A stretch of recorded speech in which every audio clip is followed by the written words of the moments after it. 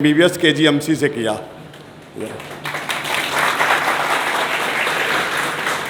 तो बड़े भाई आवेश यादव ने MBBS KGMC से किया और आशुतोष छोटे भाई उनके हैं, हमारे विद्यार्थी रहे बड़े करीबी। इनके जो है 605 नंबर इस बार आए हैं, तो तालियां बजाइए इसके लिए। तो 605, तो ये बताएंगे भी कि पढ़ाई कैसे करना है और आपको टेस्ट सीरीज पर कैसे विशेष ध्यान देना है। तो पहले पांडे सर तिलक लगाएंगे, माल्यार्पण, मिठाई और फिर जो स्टेथोस्कोप। तो तालियां बजती रहनी चाहिए, क्योंकि आप तालियां बजाएंगे तो अगले साल जब आप यहाँ आएंगे तो आपके लिए भी कोई दूसरा ताली बजाएगा, नहीं तो नहीं बजाएगा बेटा जी, याद रखिएगा। जैसा आप करेंगे वैसे ही होता है। तो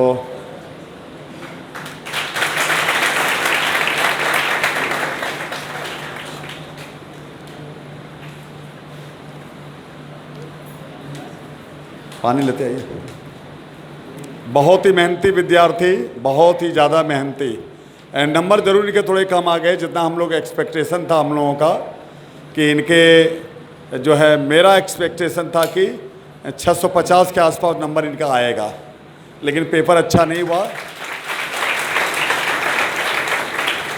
लेकिन कोई बात नहीं, गवर्नमेंट कॉलेज को मिल ही रहा है, तो अपना MBBS करेंगे। PG की तैयारी अच्छे से अभी फर्स्ट ईयर से लग जाएंगे PG के लिए, क्योंकि बगैर PG के कुछ तो होता नहीं है।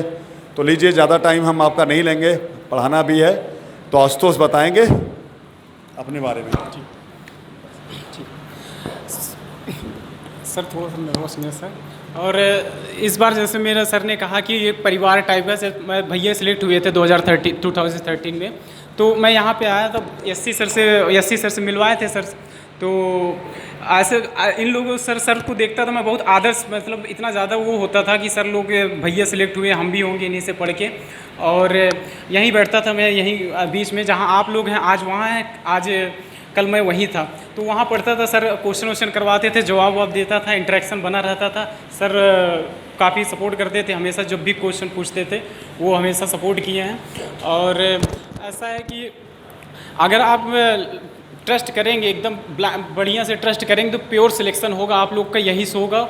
और करना क्या है कि सिर्फ नोट्स पढ़ना और NCERT करना है। सर के नोट्स इनफ हैं और NCERT और नोट्स, बस यही आपकी अगर साइकिल बनी रहेगी तो सिलेक्शन ज़रूर पक्का होगा। सिलेक्शन और रैंक भी बहुत अच्छी आ सकती है।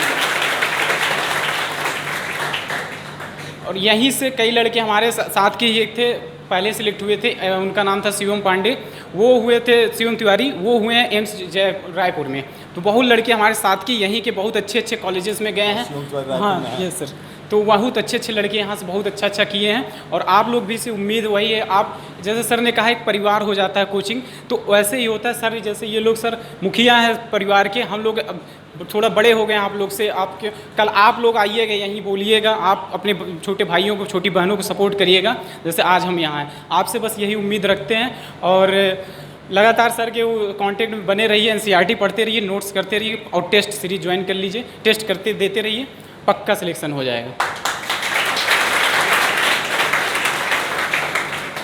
कई बार क्या होता है कि तैयारी के समय में बहुत ज़्यादा ऐसे होता है कि पढ़ाई का तो टेंशन रहता ही, कभी कभी कई चीज़ें ऐसी होती हैं कि कुछ का मतलब होता है, तो उस टाइम आप टीचर से कंसल्ट कर लीजिए, बात कर लीजिए।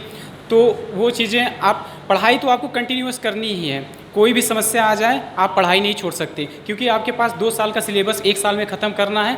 टाइम इतना कम है कि आप कहीं भी अपना 1 घंटा बर्बाद करेंगे तो पीछे हो जाएंगे, पक्का हो जाएंगे। आप इतना समझ लीजिए कि कंपटीशन आपको उनसे है जो कोटा में 6 साल से एक मेंटर ले के बैठे हैं, उनसे करना है। तो बढ़िया से आपको करना होगा, बहुत कम समय है, बहुत ज़्यादा कम समय है, आप बर्बाद नहीं कर सकते।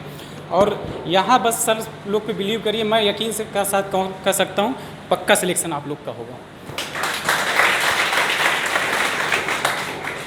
सर अगर कोई डाउट हो तो कह सकते हैं।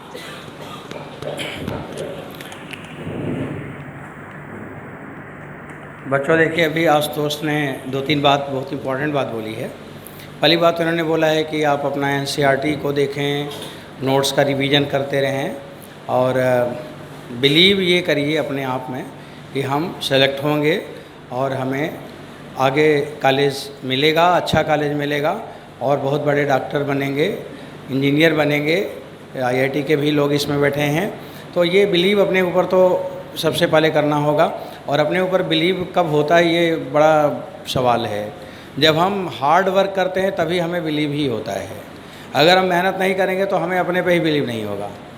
इसलिए आप जब हार्ड वर्क करने लगेंगे तो आपको अपने पे बिलीव होगा। इसलिए बिलीव होगा कि आप जानने लगोगे कि अब मेरे को सब आ रहा है, सिलेक्शन मेरा नहीं होगा तो होगा किसका। तो जब हम सब पढ़ ही लिए हैं तो क्यों नहीं होगा सिलेक्शन। ये इस बात ही का तो टेस्ट है ना कि कौन कितना पढ़ लिया। किसने 100% कर लिया, पहली रैंक आ गया। 99% कर लिया, दूसरी रैंक आ गई। जितना आप करोगे बच्चों उतना नंबर आपको मिलेगा। सीट ख़त्म हो गई, उसके नीचे वाले नहीं हो पाए क्योंकि उतना उन्होंने नहीं किया था। इट इज़ वेरी सिंपल कि आप अपने सिलेबस को ऑनेस्टली कंप्लीट कर लो। इन्होंने यही बोला है कि आप NCERT का रिवीजन करते रहो, बार बार 8-10 बार रिवीजन कर लो तो एक भी बात नहीं भूलेगा। एक बार रिवीजन कर लोगे, 2 बार कर लोगे तो मैक्सिमम कन्फ्यूजन हो जाएगा, जितना पढ़े उतना चौपट हो जाएगा। इसलिए कम से कम 5 बार तो पढ़ना चाहिए, और हमारे हिसाब से तो 10 बार क्यों आशुतोष। ये लोगों ने 10 बार से कम, मैंने इन लोगों को बोला था कि 10 बार से कम रिवीजन तो तुम्हें करना नहीं भाई। 10-10 बार पढ़ो, उसे 10 बार पढ़ो, कम से कम 10 बार पढ़ो, और एक एक लाइन सीखो। तो उसमें कई चीज़ें हमें अच्छे से पकड़ में आ जाती है। कुछ नए नए बात हमारे मन में भी आने लगता है, और उसमें जो 10 बात लिखी है ना उसको हम एक बात में समराइज़ भी कर लेते हैं कि हम इसको जान लेंगे तो इतनी बात जान लेंगे। तो ये आपके करने से ही होगा। एक तो इन्होंने ये बड़ी इंपॉर्टेंट बात बोली। दूसरी बात बोली कि आप यहाँ पे अच्छे से पढ़ेंगे तो ऑल ओवर इंडिया जो बच्चे हैं सब पढ़ने वाले ही हैं, और सब लगातार पढ़ रहे हैं, कंटिन्यू एफर्ट कर रहे हैं। तो आपकी शार्पनेस बहुत ज़्यादा है यहाँ पे।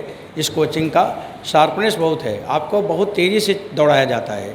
जो लोगों को सीखने में बहुत टाइम लग जाएगा उसे आपको 10 मिनट 2 मिनट में सिखा दिया जाता है। लेकिन अगर आप उसे संभालेंगे नहीं तो वो ख़राब हो जाएगा ना, तो उसे संभालना पड़ेगा आपको।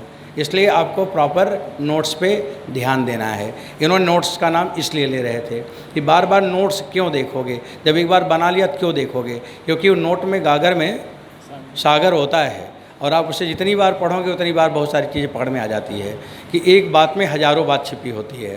तो इसलिए आपका अच्छा हो जाएगा, रिजल्ट बच्चों अच्छा आ जाएगा। और तीसरी बात यह है कि इन्होंने एक बात और बोला है कि आपके पढ़ाई के अलावा भी जीवन में बहुत सारी समस्याएं आ जाती हैं। जैसे मान लीजिए कि घर से निकले, कभी घर के लोग ही बहुत तेज़ी से डांट उड़ दिए, या कोई आपका दोस्त से ही कुछ थोड़ा बहुत इधर उधर हुआ, उसने बोला कि देखते हैं कैसे सिलेक्शन होता है, या किसी ने कुछ बोल ही दिया कि चलो तुम पढ़ते लिखते नहीं, ऐसा कुछ नेगेटिव कमेंट्स लोग बोलते हैं। तो पहले तो उसे इग्नोर करना चाहिए। अरे बोल रहा है, बोलने दो, उसका मन है बोलने दो। जब कोई कुछ बोले ना तो मुस्कुराया करो, सोचा करो देखो कितना बढ़िया मेरे बारे में ख्याल ख़राब रखता है, कितने बढ़िया से मेरे बारे में ख़राब ख्याल रखता है।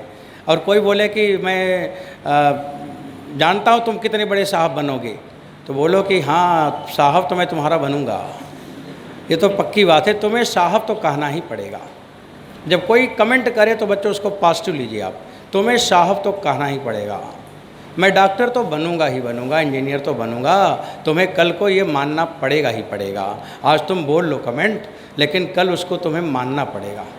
उसे मनवाओ, उससे डिस्टर्ब मत होना चाहिए, कभी डिस्टर्ब नहीं होना चाहिए उसको, बल्कि पॉजिटिविटी में बदल दो कि ये बोला है, जिद ले लो कि मैं तुम्हें करके दिखा दूंगा।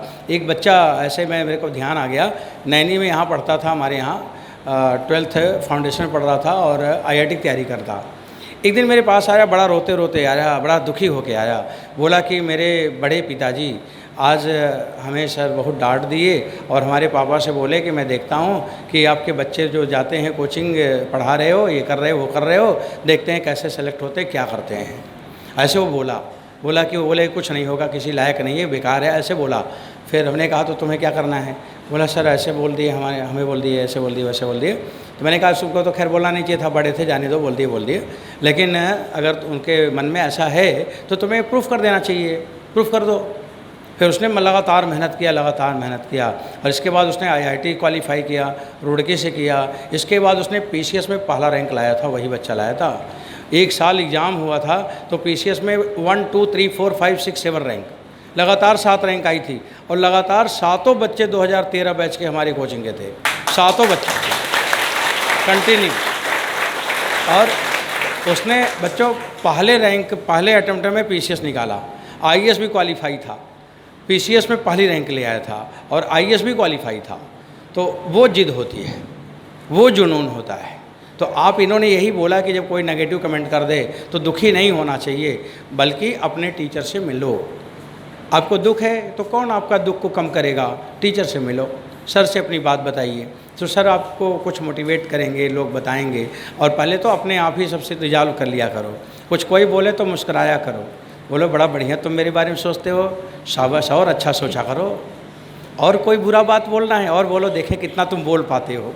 ऐसे सोचना चाहिए, दुखी नहीं होना चाहिए। जब आप कर्म कर रहे हो, मेहनत कर रहे हो, तो दुख किस बात का? आने वाला समय तो आप ही का है। आप तो जान ही रहे हो ना कि हमारा समय हमारा ही होगा, लेकिन कब जानोगे? जब हार्डवर्क करते रहोगे। तो बच्चों, कंटिन्यूअस एफर्ट बहुत इंपॉर्टेंट है। और जैसा आपके सीनियर बोलते हैं, इन लोगों ने वो एक्सपीरियंस है इनके पास कि कंटिन्यू हमें पढ़ाई किया है, एनसीईआरटी पे फोकस किया है, नोट्स पे फोकस किया है, कभी मैंने नहीं पढ़ाई छोड़ा। इन्होंने बोला ना कि पढ़ाई तो करना ही है, उसे तो छोड़ना नहीं है। समस्याएं आती रहेंगी, उसे सुलझाते रहेंगे। समस्याओं को सुलझाना चाहिए, समस्याओं को ढूंढना नहीं चाहिए। आजकल के बच्चे समस्या बहुत ढूंढते हैं, उनको समस्या ढूंढने में मज़ा आता है। वो सोचेंगे अरे आज लाइट नहीं थी तो नहीं पढ़े, लाइट ही नहीं थी। आज आंधी तूफान आ गया था तो कैसे पढ़ते? आप समस्याओं को ढूंढो मत, समस्याओं का समाधान करो, उसका सलूशन ढूंढो कि लाइट नहीं है तो हम क्या सलूशन बनाएं कि मैं पढ़ सकूं। ये मुश्किल आ रही है मेरे जीवन में तो मैं क्या करूं कि पढ़ सकूं। मेरा मन नहीं लगता है तो मैं क्या करूं कि मन लगने लगे। मन नहीं लगता तो क्या करो? बड़ी सवाल है ये बात। तो क्या करो? मोबाइल रख दो, दोस्तों को कम कर दो। बैग तो आप ही का है ना, लेके बाजार गए हो, जो सब्जी डालोगे बैग में वही जाएगा कि अपने आप दुकान से कूद के चला जाएगा उस बैग में? जब डालोगे तब आएगा ना। तो जब आप खराब लोगों की संगत करोगे, नेगेटिव लोगों के साथ रहोगे, तो नेगेटिव विचार ही तो आएगा। उसको आने क्यों दिया? गलती तो आपकी है ना, आपने आने क्यों दिया? आपने उससे दोस्ती क्यों किया? आपकी गलती है ना। तो इसलिए ये सब सावधानी रखिए, नेगेटिविटी आने नहीं पाएगी और कम टाइम में अच्छा रिजल्ट आ जाएगा। बच्चों, यही बात है। तो चलिए, अब मेरे को पढ़ाना भी है और कुछ न कुछ बात तो हम रोज़ बताते ही रहते हैं। अभी आपको इनर्सिया पढ़ा ही रहा था और अब देखिए आपके बाटनी के सर कुछ बोलेंगे और आशुतोष भी कुछ बोलना चाह रहे हैं। सर, एक बात हमेशा बोलते थे, जैसे क्लास में रहता था हम लोग, तो कहते थे कि बड़ा मतलब हमेशा टारगेट फर्स्ट रैंक करिए, 700 करिए। ये मतलब वैसे ऐसा नहीं कि बहुत बड़ी बात है। आप लोग अगर बिलीव करेंगे टीचर पे और ख़ुद पे तो कर ले जाएंगे। अगर हम नहीं कर पाए तो आपसे हमको उम्मीद है, आप करिए, आपसे हमको बहुत उम्मीद है। आप लोग ज़रूर अगले साल यहाँ आइए, इतना मेहनत करिए कि आप अगले साल यहाँ खड़े हो जाइए। ठीक है, धन्यवाद। कॉलेजी पढ़ाया जाएगा तो वहाँ एक नेशनल पार्क की चर्चा मैं करूँगा जिसका नाम है केवलादेव नेशनल पार्क। ये भरतपुर राजस्थान में है, केवलादेव नेशनल पार्क। उसमें बेटा साइबेरियन बर्ड्स आते हैं। जब वहाँ बहुत ठंडी पड़ती है तो हमारे यहाँ उसकी तुलना में कम ठंडी रहती है, तो फेवरेबल स्थान होता है। तो वो आते हैं, फिर जब उनके यहाँ ठंडी ख़त्म हो जाती है तो चले जाते हैं। माइग्रेटरी बर्ड हैं 2-3 महीने के लिए। उसी तरह से पांडे क्लासेस है। आप डिफरेंट जगहों से आते हैं, हमारे यहाँ सिलेक्शन लेते हैं और चले जाते हैं मुस्कुराते हुए।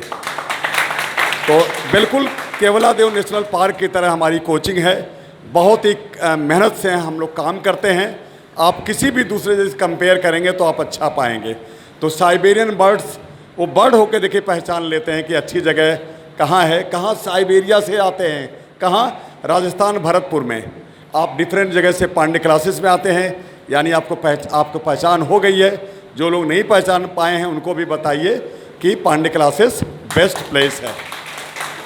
तो अब ज़्यादा टाइम नहीं लेंगे, पांडे सर की क्लास है। आजकल क्लास हम लोग ज़्यादा वेस्ट कर रहे हैं, लेकिन ये वेस्ट नहीं है, ये आपको मोटिवेट करने का एक बहुत बड़ा माध्यम है। और अगले साल आप आए यहाँ, हम आपका स्वागत करने के लिए तैयार रहेंगे। ओके बेटा जी, थैंक यू बेटा जी, थैंक यू।